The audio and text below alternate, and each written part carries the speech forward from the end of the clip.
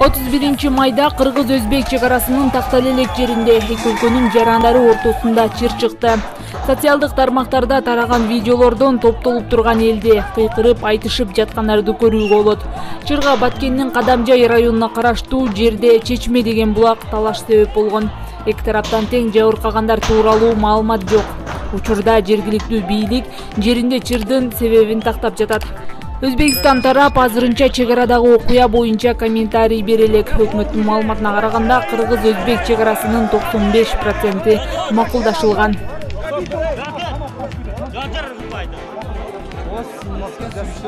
Kamera kaydagıla kamera var. Spokojno, spokojno.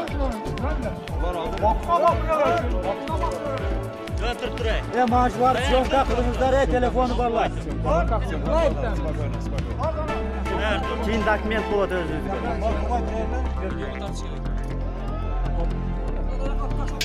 Otel menga Жаңылайсың болды.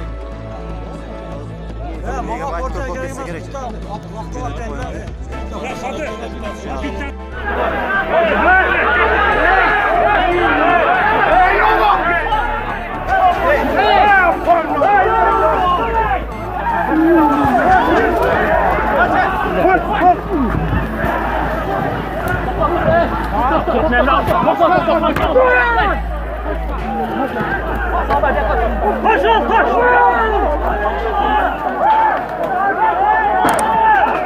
Kim kollanan da?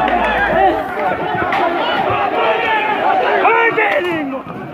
Kovayım bile! Kovayım hayalini kırdılar! Yolga taşqa. Hayalini kırdılar! O taş!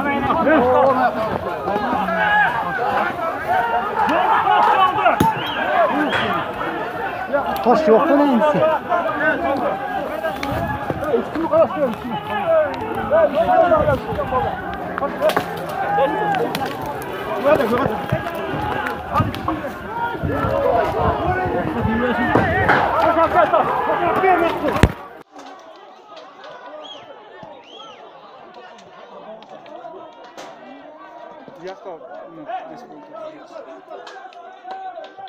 Oldu, bıraktan